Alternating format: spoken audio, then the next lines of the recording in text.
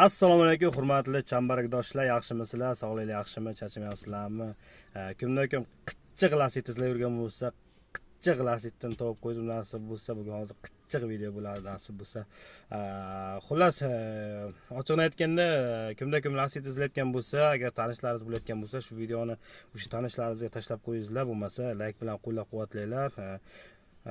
Blogerning motivatsiyasi nimada? Blogerning motivatsiyasi bu like bossanglar, biza keyingi boshqa mashinalar, boshqa bir kontentlar qilishga bir shijoatimiz, motivatsiyamiz oshar, nasib bo'lsa. Xullas,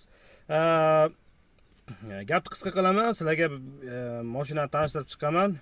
Ma'qul bo'lsa kommentariyaga nimalaringizni qoldiringizlar, izohlaringizni, fikrlaringizni, o'zlaringiz nima mashina haqida, umuman mashina narxi haqida, o'z qimmatmi, arzonmi, shular haqida qiziqqim keladi gohida.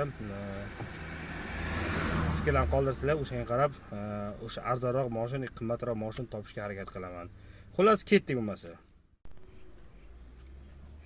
Qaranglar chambarakdoshlar, mana Lacetti mashinamiz oq rangdagi, ko'rib turibsizlar. Avtomobilning yili 2012. Avtomobil Samarqand viloyati Kattaqo'rg'on tumani Tavoron mahallasiga qarashli Tavoron qishlog'ida joylashgan turibdi avtomobil. O'zini diskalari bilan, o'z diskalari xodlari turibdi. Uni ichkari eshiklari ham, yopilishlari ham zo'r, chotki, holatlari ham, ichkarilari. Xullas, avtomobilni hozir ichkari ko'rsatib, probeglari sizlarni birinchi o'rinda tanishlaman. Ko'plar probegga qiziqadi, probegi qancha ekanda. Mana 2,5 krugdan ziyod yurgan. Ko'rib turibsizlar mana. Skorslari, magnitofonlar o'ziniki emas, boshqa magnitofon qo'yilgan. Ikkinchi pozitsiyadagi Lacetti. Video registratorlar qo'yilgan. Tom qismlari ham yaxshi holatda, sidinalari mana Carlioni degandan taqilgan, chexollari mana holatlari. Orqa chexollari ham unchalik ko'p ezilib, bir xita chiqib ketib, rasvo bo'lmagan, normal holatda qarab minilgan. Poliglari ham yaxshi holatdagi poliglar. Albatta kapotiga sayohat qilamiz, keyin bagajlarni ham sizlarga ko'rsatib ketaman. O'sha motorlarini sayohatlari. Kraskasiga keladigan bo'lsak, mashinaning kraskasi 10% edi. Egasi chaqa chuqasiga sepilgan, asfejit qilib sepilgan deyapti. Mana holati hozir sizlarga kapot ko'tiray. Mana 1.8 motor joylashtirilgan zavod tomonidan. Konditsionerlar bor, ishlaydi, chotki turibdi. Akkumulyatorlar ham yaxshi holatda, mana bachoklari ham holatda. ABS sistemasi bor, tormoz ABS sistemasi bilan ishlaydi. Bular hamma narsasi bor. Metan gazlar o'rnatilgan. Nechinchi pokoleniyaligini, ikkinchi pokoleniya xullas. O'shandan qo'yilgan.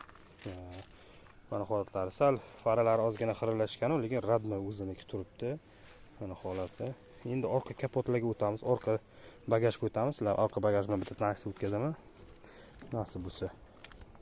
Xullas. Mana 100 talik metan gaz qo'yilgan. Bemalol gaziga bosib yurishlari mumkin. Zapas balonlari ham bor ekan mana. Damkratlar bor, orqalar mana butun turibdi. Normal holatda mashina ezilmagan. Probegini ham ko'rdinglar o'zlaringiz. Normal probeg yurib qo'ygan menimcha, deb o'ylayman.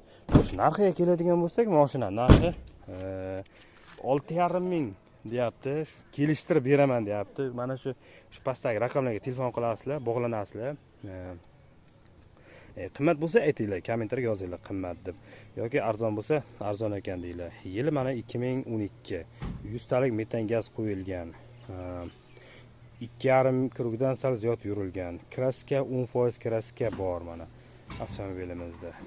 Kerakli ma'lumotlarni aytib o'tdim. Xullas, yoriq trishinalar yo'q, mana eshiklar ham normal turibdi, holatlari ham yaxshi.